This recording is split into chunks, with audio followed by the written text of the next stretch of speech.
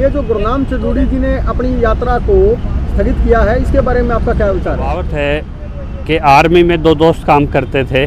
एक ने पूछा मेरे घर हालचाल पूछ के आना।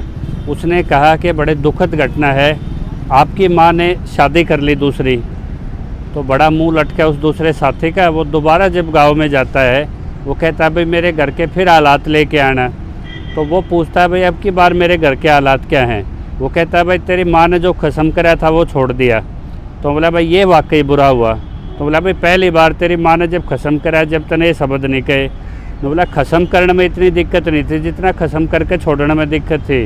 हरियाणवी भाषा में मैं बता दूं, रोहतक में हरियाणा संयुक्त मोर्चा के जब 250 से ज़्यादा वहाँ प्रतिनिधि मंडल आए, वहाँ खाप आए, वहाँ महिलाएं नेत्री आई, वहाँ पे आपके टोल प्रबंधन कमेटी आई, तो आपने जिस टाइम पे एसकेएम आपको पंजाब मिशन के नाम से निष्कासन कर रहा था, तो आपने सबकी वाहवाही के लिए वहाँ पे अपने सहमति में अपने हाथ खड़े करवाए। वहीं पे हमने आपकी जिम्मेदारी लगाई थी कि हरियाणा एक बड़ी कॉल चाहता है।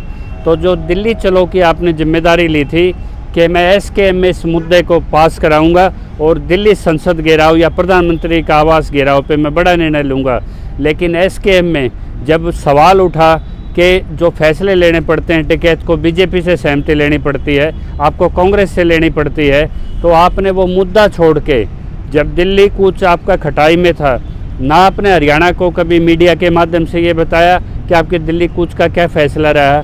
जो आपको शेर मानते थे हरियाणा के, और ये सच्चाई भी है, किन्हीं वजह से आंदोलन की मर्यादा पे एसकेएम पे कुछ लोग नहीं बोलते, लेकिन सच है कि आपकी गुटबाजी बाहर निकल के आ रही है। और उसका नतीजा ये है कि 90% आज भी जो किसान आपको फॉलो करते थे, क्योंकि किसी भी समय पे आप ग्राउंड में उतरते थे, चाहे आप पे कितने भी आक्षेप होते थे, आप कितने भी चाहे चंदा पॉलिटिकल लिंक आपके होते थे, लेकिन आप किसान के आंदोलन में लड़ जाते थे। लेकिन अब की बार आप मैदान छोड़ के भाग गए, यानी कि आपके पास एक सुनहरी मौका था। ये अवसर बार बार नहीं आते। 90% जो परसेप्शन था हरियाणा में, पंजाब में, आपके साथ किसानों की भीड़ थी, आपके आह्वान की कीमत थी, लेकिन वही राकेश टिकैत के साथ मात्र 2-2.5% भी उनके फॉलोवर नहीं हैं ग्राउंड पे। तो ये एक बड़ा अवसर था।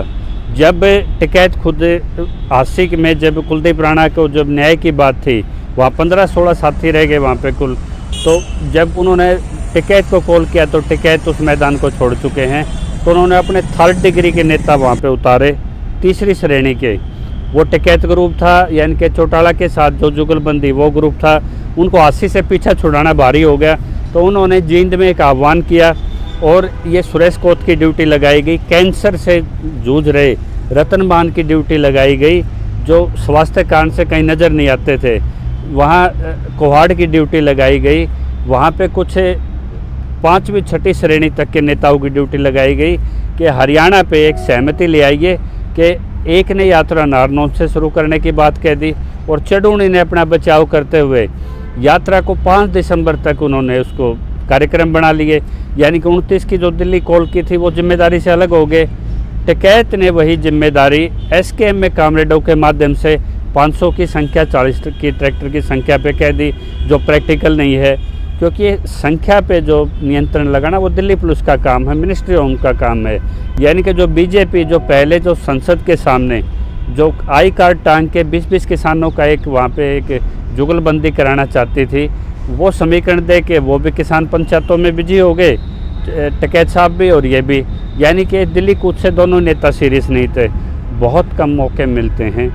मैंने कहा था ये रोहतक पंचायत में कि इतने देश में सांसद हैं, विधायक हैं, आपको 10-20 साल के उनके नाम भी याद नहीं रहते, देश में नेताओं के नाम याद रहते हैं।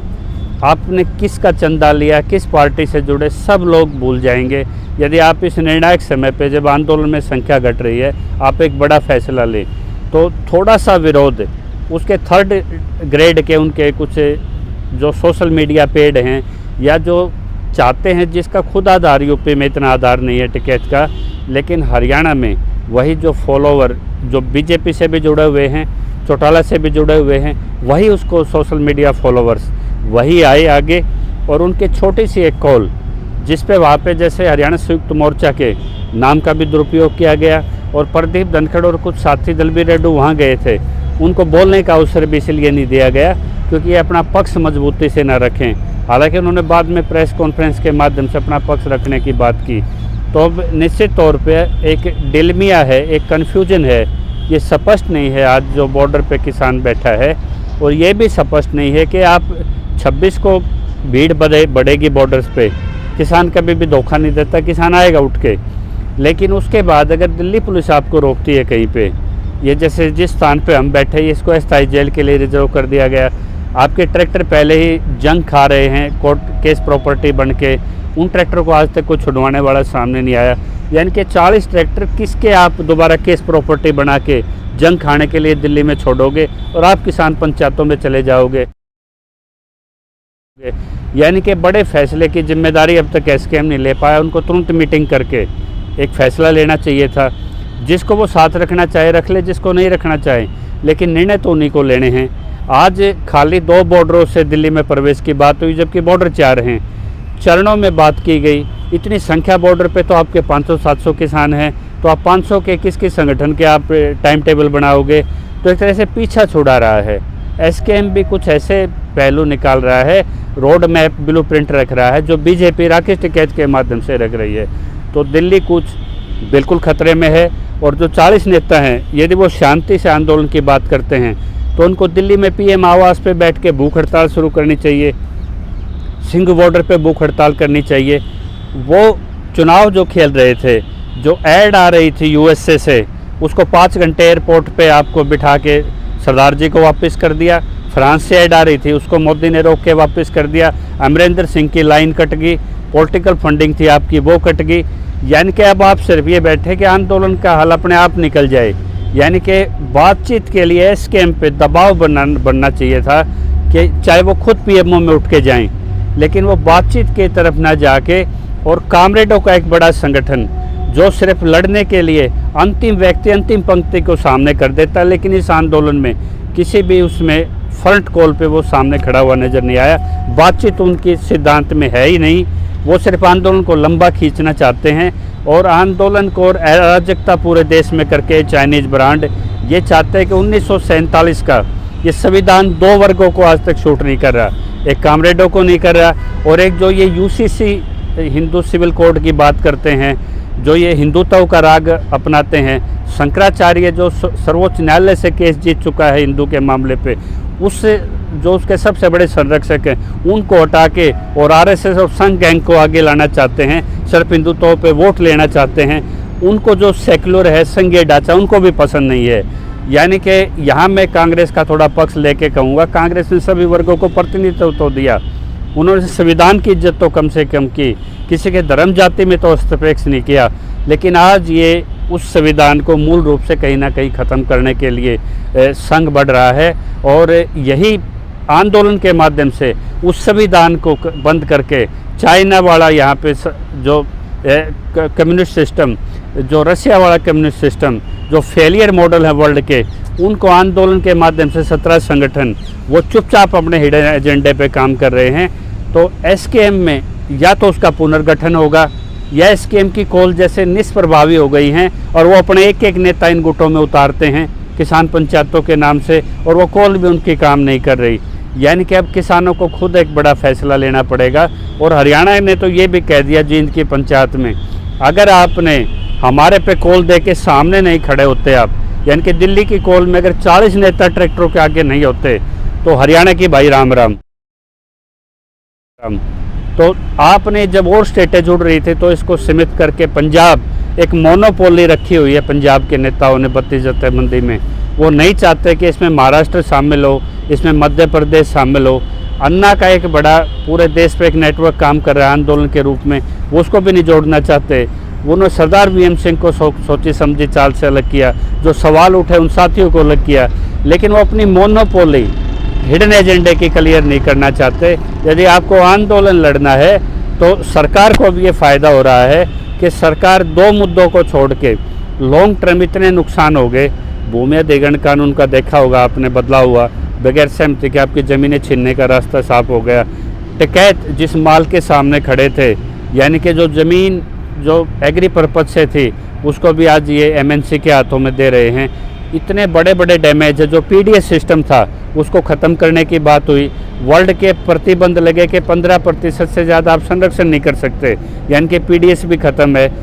शुक्राचार्य की भूमिका में जो अपने खुजलीवाल हैं दिल्ली में, उन्होंने जो उनका कॉलोनी में वोट बैंक था उसको बचाने के लिए 6 महीने के लिए एक्सटेंड कर दिया। यानी कि इस आंदोलन के बाद जो डीएपी आपको नहीं मिल रहा है, ये जो उन कंपनियों की एक तरह से एक बंदिश है पे प्रोडक्शन कम कीजिए डीएपी का। आपके आर्टिफिशियल जो हैं वो सीड की उन्होंने अलग अलग टेक्नोलॉजी लगाई हुई है, यानी कि खेती को पूरा कैप्चर करने के अगर एक बार आंदोलन हट गया तो ना ये पीडीएस बचेगा ना ये सिस्टम बचेगा, यानी कि जो बड़ा वर्ग है एक तरह से खेती भी जाएगी, किसानी भी जाएगी। इसलिए हमारे जैसे साथी इस आंदोलन पर नज़र लगा के सकारात्मक सुझाव इसलिए देते रहे हैं अपनी भूमिका कि भाई आंदोलन ये खाली कृषि और ज़मीन से नहीं, ये आपके पीडीएस को भी खाएगा, ये आपके श्रमिक वर्ग को भी खाएगा, ये पलायन कराना चाहता है गांव से शहरों की तरफ, कॉरिडोर कल्चर होगा, यानी कि शोषण और शोषित दो वर्ग रह जाएंगे, संविधान के साथ भी बड़े बदलाव होंगे। तो ये आंदोलन ही तय करेगा। यदि किसान इज्जत के साथ कुछ लेके उड़ जाता है तो आगे कोई जन आंदोलन खड़ा कर पाएगा, और जो जन आंदोलन के नाम से जो पूरे देश में आंदोलन का कैडर है उनको ये मुंह पे एक तमाचे की तरह लगेगा। आज अगर कोई भी किसी वर्ग से कोई नेता जुड़ रहा है और ज़मीन से आंदोलन से जुड़ के बात करता है, आंदोलन की विचारधारा है हर किसान आंदोलन के साथ नहीं है, तो निश्चित तौर पे वो कोई जन आंदोलन भी नहीं खड़ा कर पाएंगे। लेकिन किसान यदि कुछ भी हासिल कर जाता है तो यही सुझाव हमने रोहतक दिया था कि आप 3 मुद्दों को कृषि को छोड़ के पहले एमएसपी को बात कीजिए, क्योंकि 29 राज्यों से जुड़ा हुआ सीधा है। तो ये आड़तियों के पॉलिटिकल बैकअप के ये इंटरेस्ट जब तक नहीं हटेंगे, नेतृत्व का बहुत बड़ा अभाव है। और जो सबसे बड़ा बाड़ा जो बॉर्डर पे आदमी बच गया 500-600 की संख्या में, इनको सिर्फ पुलिस प्रशासन के लिए भिड़ने के लिए छोड़ दिया जाता है। जब हाई पावर कमेटी होती है सुप्रीम कोर्ट के डायरेक्शन पे, तब भी हमारे नेता उनके साथ टेबल पे नहीं बैठते, यानी कि जब बातचीत आप बातचीत पे नहीं बैठते, यस नो पे अड़ंगा अटका के आप भाग जाते हैं। आप पॉलिटिकल बदलाव करके अपना पोर्टलाइजनिंग करके करोड़ों रुपए आप जैसे चढ़ूनी पंजाब में कमाना चाहते हैं, और टिकैत का तो 3 पीढ़ी से लाइजनिंग का इतिहास है। तो आपको विशुद्ध रूप से आंदोलनकारी चेहरे रखने पड़ेंगे, और हरियाणा के जो खाप हैं, महिलाएं हैं, टोल हैं, आपको उनका प्रतिनिधित्व देना पड़ेगा। और बातचीत के लिए एसकेएम पे किसानों को ये कहना पड़ेगा किसान पंचायतें नहीं होंगी। एसकेएम को सीधा किसानों को कहना चाहिए या तो बातचीत खोलिए आप या भूख हड़ताल कीजिए, लेकिन आंदोलन को आप वेट एंड वॉच पे, किसान मर रहा है, इसमें बीजेपी को फ़ायदा पहुंच रहा है। यह आज की वस्तुस्थिति है। जय किसान।